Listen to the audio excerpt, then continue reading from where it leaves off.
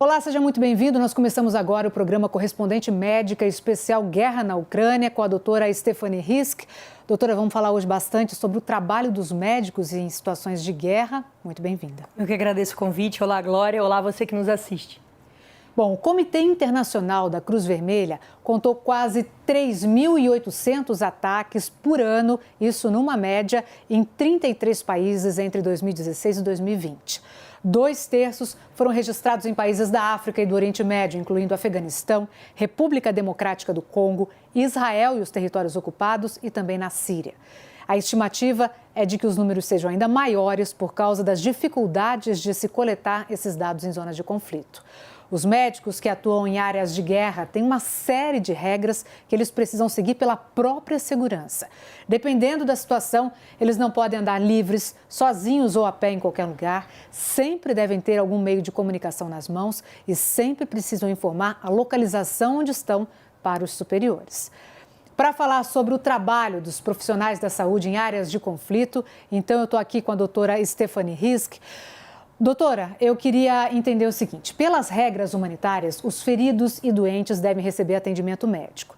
Hospitais e profissionais de saúde não devem ser atacados, os detidos devem ser tratados de forma humanitária. Mas na Ucrânia a gente já teve aí informação e vários exemplos de que hospitais foram destruídos. E eu queria saber como é que fica a situação dos médicos trabalhando sobre esse estresse, essa incerteza de ataques?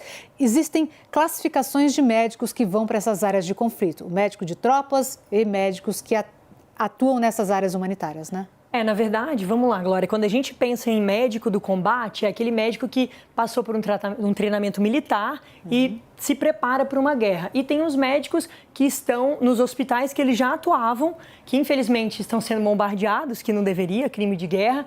Então eles passam por estresse. Além de atender uma demanda maior de doente grave, de politraumatizados, ele vai estar exposto a eventualmente cair uma bomba ali no ambiente de trabalho. E inclusive os médicos de combate, teoricamente, eles foram treinados para cuidar, e a função dele principal seria cuidar da tropa, serem médicos da tropa. Mas, eventualmente, numa guerra que tem muitos civis que ficam feridos, eles também são alocados para cuidar de todo mundo, né? Não só da tropa, mas da população geral, dos civis, das grávidas, enfim. É cenário de guerra, literalmente, então todo mundo tenta se adequar e montar uma estratégia para salvar o maior número de gente. Esses médicos de tropas, uma curiosidade, eles têm que lidar muitas vezes com a diminuição no número de soldados, inclusive no número de médicos também na tropa, né, dependendo da situação em que se está, do bombardeio, enfim, e também de insumos. Como é que eles fazem? Eles pegam, às vezes, algum soldado para ajudar ali no atendimento a outros? Como é que é feito isso? Com certeza. O mundo ideal é que sejam só pessoas treinadas, mas, eventualmente, a pessoa que estava treinada morreu, teve que ser substituída. Então, assim, o cenário é caótico.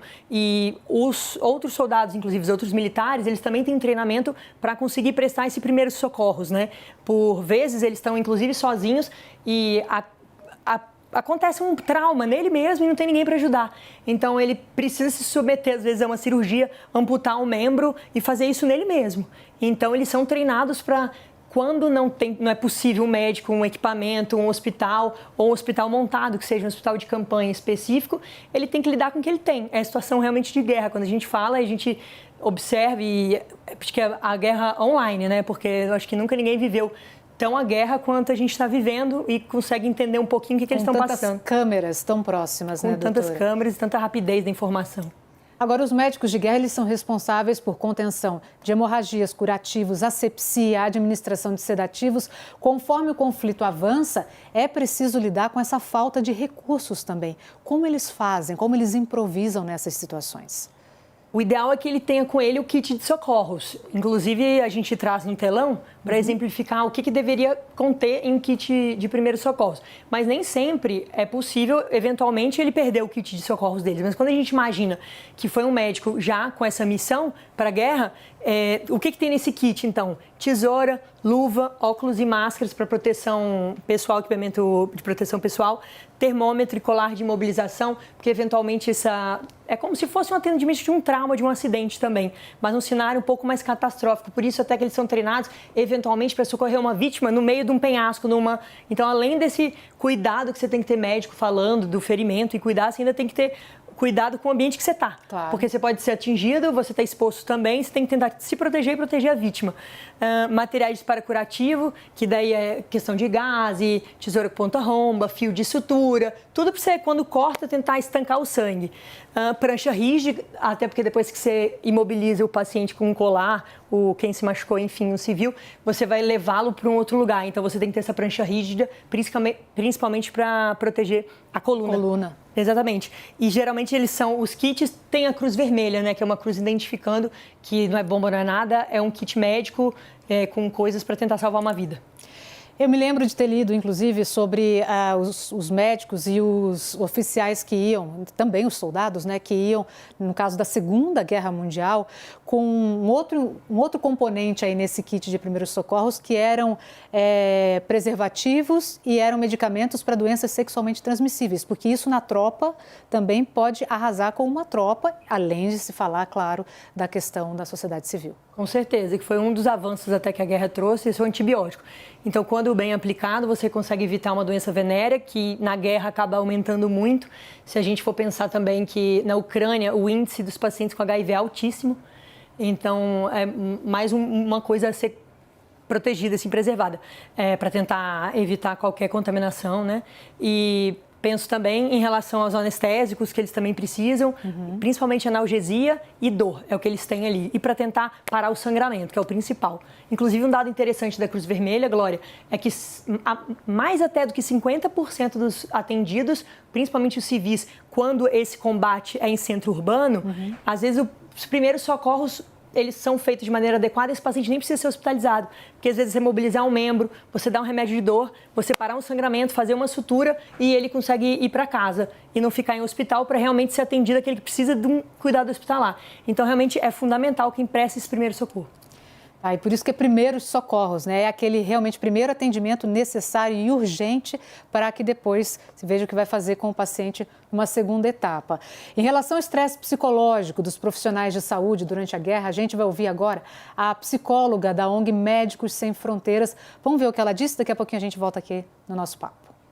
Enquanto profissional da saúde, a gente é exigido ao máximo, tanto no nível de concentração para não cometer erros, mas também os sentimentos, porque a gente também se sente em risco quando a nossa nacionalidade, né, nós estamos no país da nossa própria nacionalidade, ou se estamos numa área de conflito de outro país, o risco para a nossa saúde, integridade física, o risco para a saúde daqueles familiares e amigos, né, e a qualquer sinal de perigo, né, toda a equipe tem que estar preparada para evacuar ou para colocar em proteção os pacientes mais vulneráveis.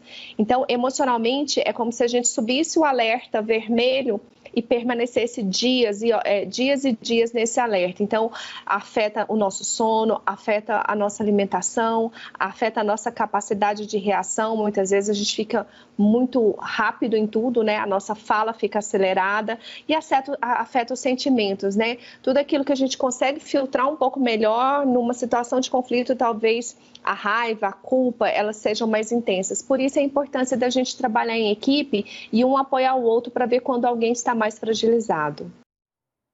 Doutor, isso é muito importante, né? A gente, quando fala de estresse em guerra, a gente pensa sempre nos civis, nos soldados, mas a gente se esquece de que os médicos também são pessoas, são seres humanos e que também passam por um estresse ali. Que tipo de treinamento eles têm para poder lidar e controlar esse estresse psicológico enquanto estão ali, pelo menos? Se for um médico do combate, ele passou por um treinamento militar e, eventualmente, situações que tentam simular, né? Porque nunca é real você viver uma guerra, mas um ambiente mais hostil. Mas mesmo esses médicos que já estão treinados, quando eles vão para uma guerra, é diferente. Foi o que a Ionara acabou de dizer. Como ele interpreta aquilo, como ele consegue fazer.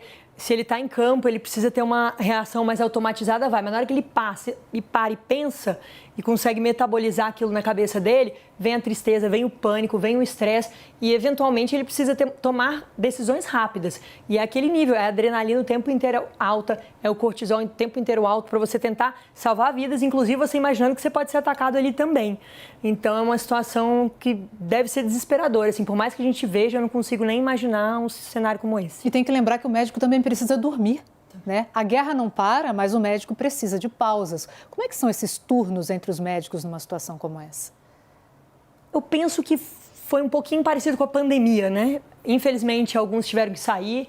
É uma escala que tem que ser montada de última hora. São médicos que fazem mais do que 48 horas de plantão, tenta rodiziar turno, mas quando você tem gente suficiente numa situação de catástrofe, de um ambiente com múltiplas vítimas, só para vocês terem ideia, quem está nos assistindo, quando já tem algum acidente, até de carro, uma catástrofe, que pelo menos 5 pessoas se machucaram, isso já é o que a gente chama de um acidente com múltiplas vítimas, que tem que ter uma sistematização nesse atendimento e às vezes você não vai dar conta, porque nenhuma estrutura foi montada para rapidamente chegar em 5 pacientes muito graves. Um outro grave, você consegue juntar os esforços. Agora, imagina você ter uma tropa ali na batalha da saúde. Então, é difícil, às vezes a gente não consegue, eles não devem ter o tempo inteiro gente para substituir, inclusive justamente por essa conectividade do mundo, algumas cartas de médicos escrevendo, falando o que estão passando, que são dias sem dormir e quando dormem aquele pânico de que houve, às vezes, o barulho da UTI, que já é uma coisa estressante, você ouve um barulho de uma bomba e acha que é ali que está sendo atacado. Imagina. Então, assim, a escala de plantão é com quem tem, deve ter pouca gente, né, para ajudar. Agora, a Ucrânia diz que os médicos que estão lá, eles estão trabalhando agora num esquema militarizado. O que muda do dia a dia para um médico que já está em zona de combate ou que já trabalha ali com um pronto-socorro para essa militarização da assistência aos pacientes de guerra? Toda situação de guerra, você tem que criar uma sistematização, sabe, Glória? Da saúde. É como se fosse uma gestão da saúde, porque é aí que você consegue salvar vidas. Então, são as identificações. Tem um método, que ele é internacional, que chama método START, que é uma triagem rápida e o atendimento rápido. Então, quem está ali na linha de frente, que recebe o paciente, ele tem mais ou menos de 60 a 90 segundos para identificar se o paciente está acordado, se ele está sangrando, se ele está com risco de morrer muito alto ou não.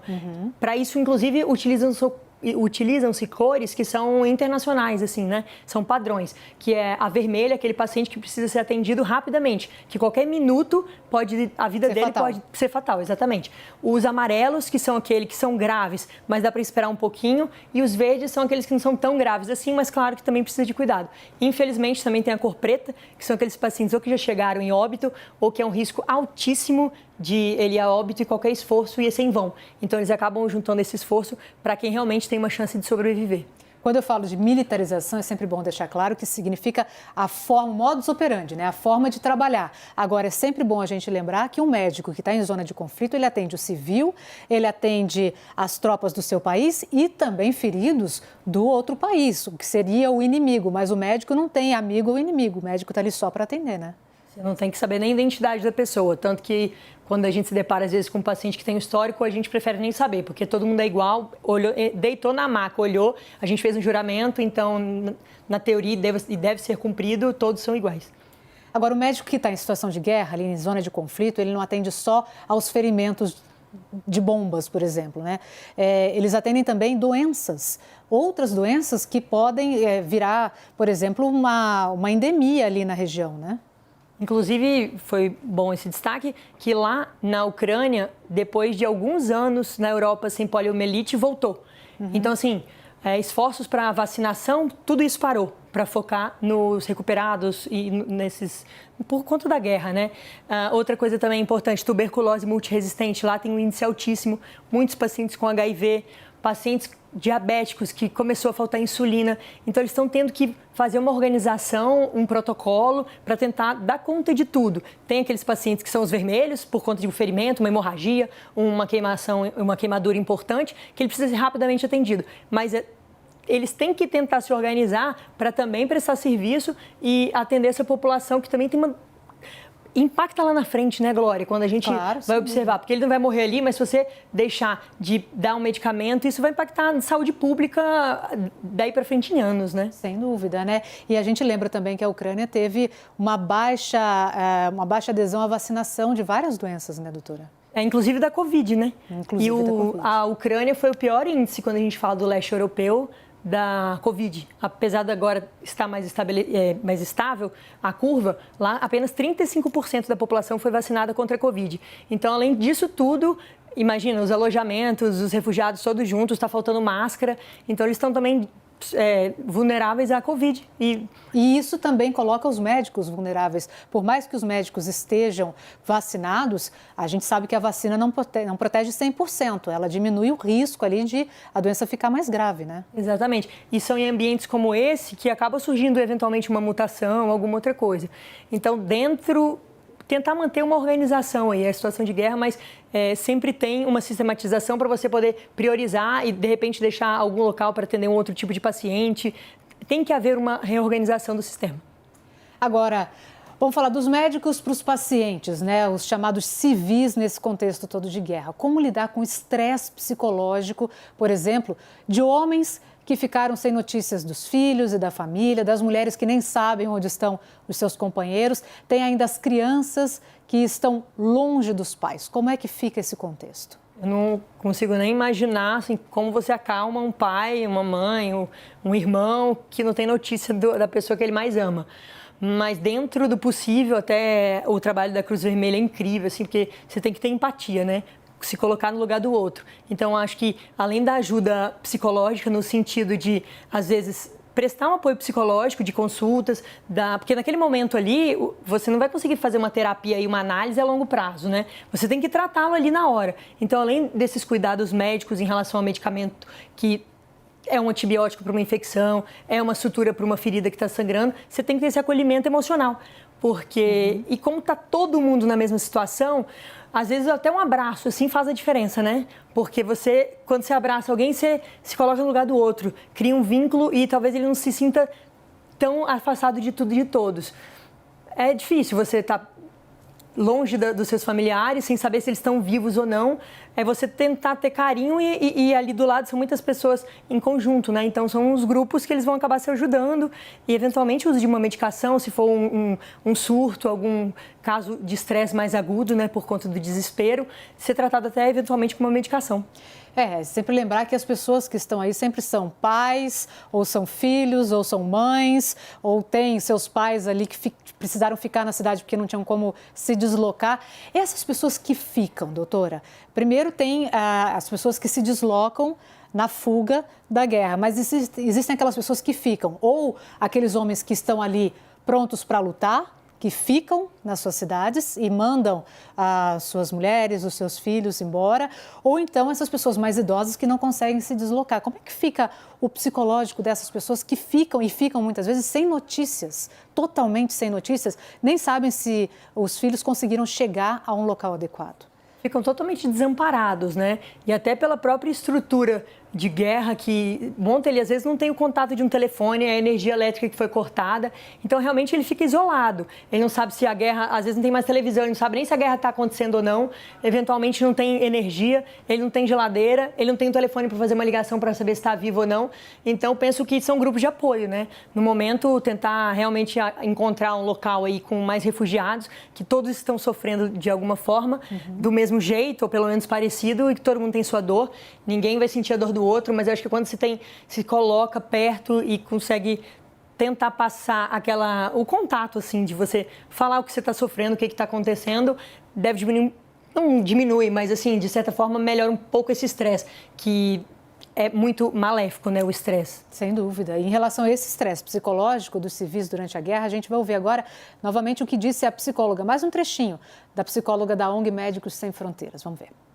Um conflito armado, ela impacta essas três grandes dimensões, né? A saúde física, emocional e social, porque até o tecido social se rompe, às vezes vizinhos passam a desconfiar de vizinhos, né?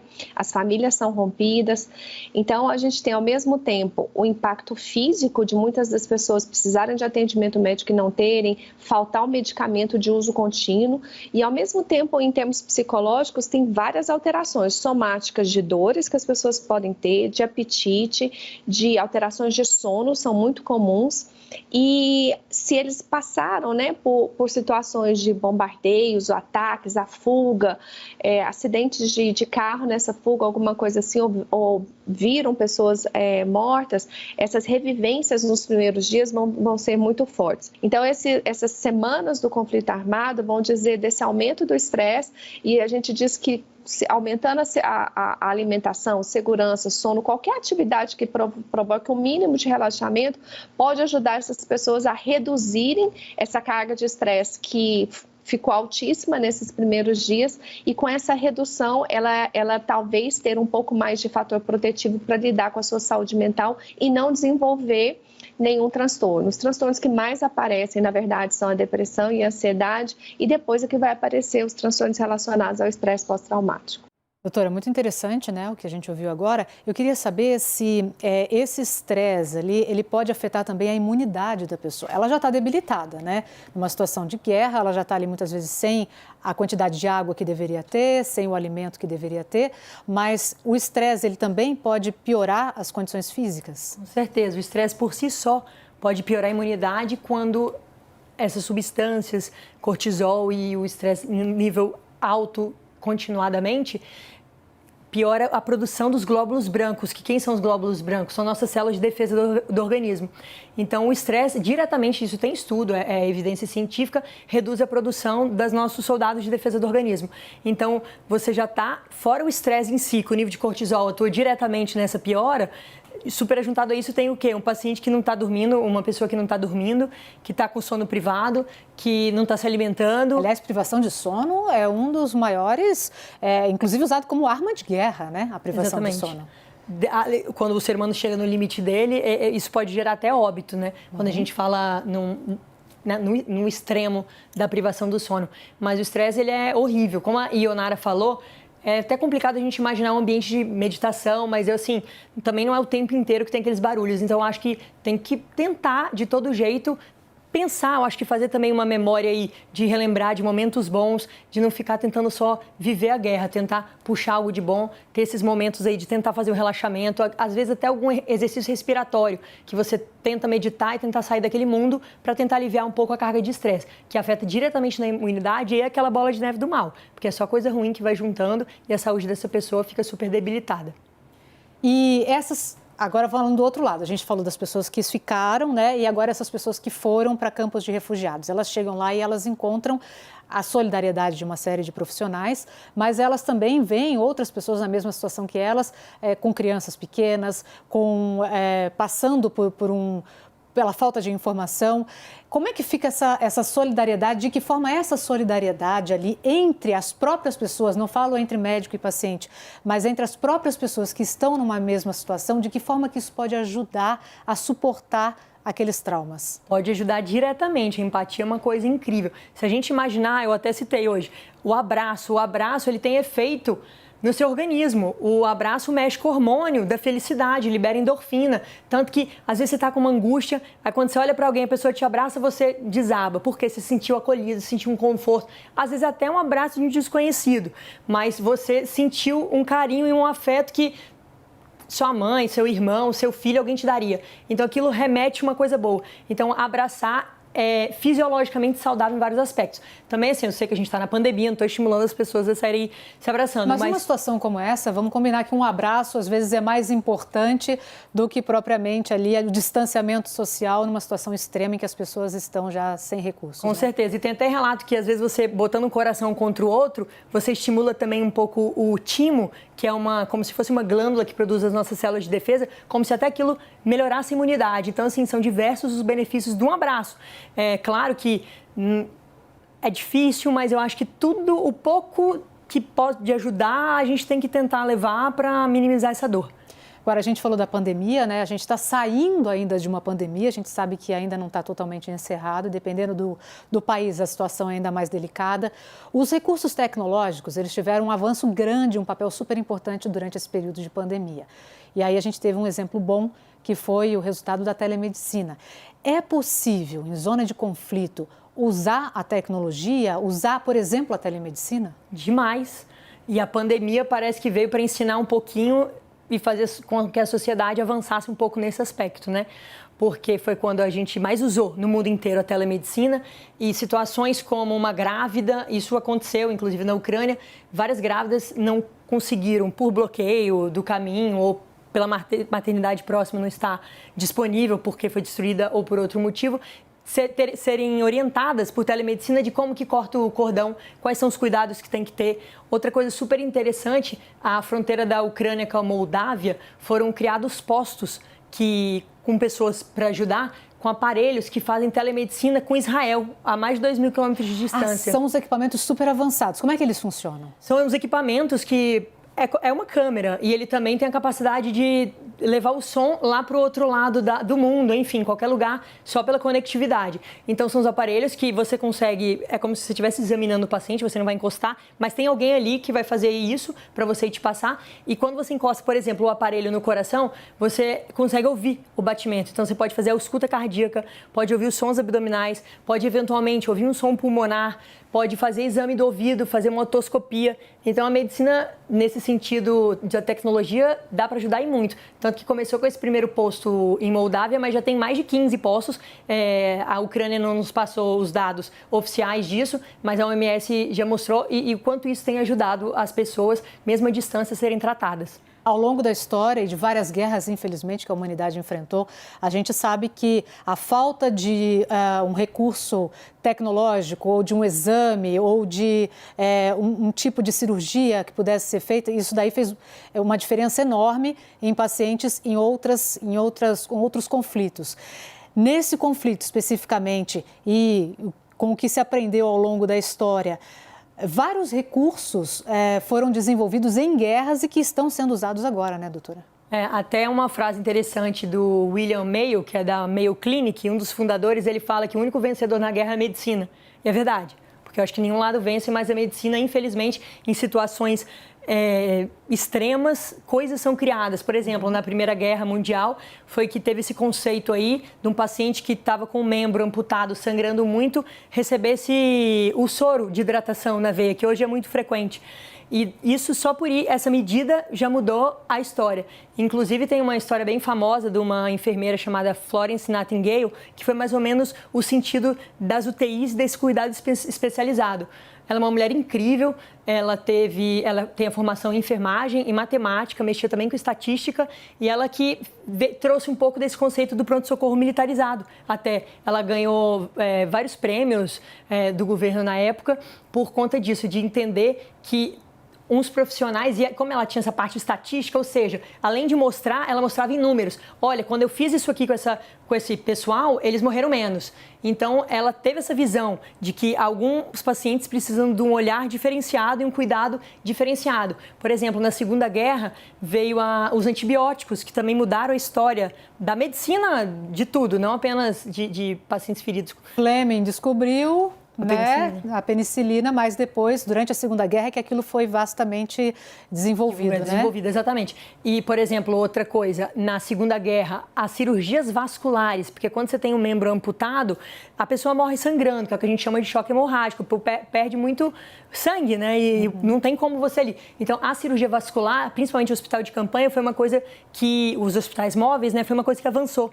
Inclusive, depois, na Guerra da Coreia, outra coisa que mudou a vida aí dos pacientes no mundo foi quando teve a hemodiálise, porque a hemodiálise, que é quando o rim do paciente não está funcionando, eventualmente, quando ele foi ferido muito gravemente, perde muito sangue, o rim sofre.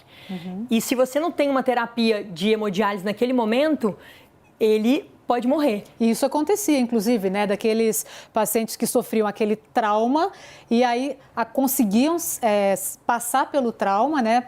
Tem um nome específico, é aquele trauma... O choque hemorrágico. O choque hemodinâmico, isso. Passavam pelo choque hemorrágico, conseguiam se recuperar do choque hemorrágico e acabavam morrendo por causa dos rins que paravam de funcionar. Exatamente. E muitas vezes esse quadro agudo, principalmente de doentes mais jovens, é totalmente reversível, mas você tem que, naquele momento, tratar aquilo que está matando ele. E seria, por exemplo, uma insuficiência renal aguda. Então, com o advento da diálise, então essas coisas, a guerra, nesse caos, muitas coisas, é como se fosse um laboratório a céu aberto. É triste, mas é mais ou menos isso. Mas é mais ou menos isso. E é isso que a gente está vendo agora, só que agora a gente está vendo com câmeras, né? A gente está vendo aquilo ali cada vez mais perto. Por um lado, os equipamentos trazem essa proximidade, podem fazer, por exemplo, os médicos podem fazer um tratamento psicológico online, mas, por outro lado, a gente está enxergando e vendo essas imagens muito próximas de todos nós, né, doutora? Exatamente isso. E só para a gente concluir, então, aqui o nosso programa, nós falamos aí dessa questão da telemedicina, essa questão da tecnologia. O que a gente pode esperar daqui para frente com todos esses recursos agora para essas pessoas no pós-trauma, nessa segunda etapa, que são as pessoas que conseguiram se refugiar da guerra, mas que estão ali passando agora por todo esse pós-trauma, que chegaram a uma zona, não que elas estejam tranquilas, mas elas chegaram a uma zona um pouco mais confortável. De que forma que a tecnologia ainda pode ajudar essas pessoas? Pode muito, porque na verdade esperamos que a guerra acabe, mas a guerra daquelas pessoas, as guerras pessoais estão começando apenas, né? E foi o que você comentou, que o apoio psicológico, principalmente por teleconsulta, hoje a gente pode fazer uma rede, criar uma rede e esse paciente ser atendido no mundo inteiro, só com uma internet ligada. Então, acredito que esse apoio psicológico vai ser fundamental. E terapia cognitivo-comportamental. As crianças. Crianças, principalmente. As crianças refugiadas são as que mais sofrem, porque é como se ele perdesse sua identidade cultural. Inclusive, em países que estão acostumados, infelizmente, em outras guerras, conseguiram acolher os refugiados, eles têm um programa que a criança, por exemplo, ela tem a aula da cultura daquele país que ela está entrando e também eles tentam manter um pouco da cultura daquele país que ficou para trás, para não perder os hábitos, porque às vezes perdeu tudo, os laços, a biografia da pessoa, né? Doutora, muito obrigada pela aula mais uma vez. Um prazer enorme estar aqui contigo. Imagina, eu que agradeço. Bom, esse foi o programa Correspondente Médica, especial Guerra na Ucrânia. Muito obrigada pela companhia e até a próxima. Até.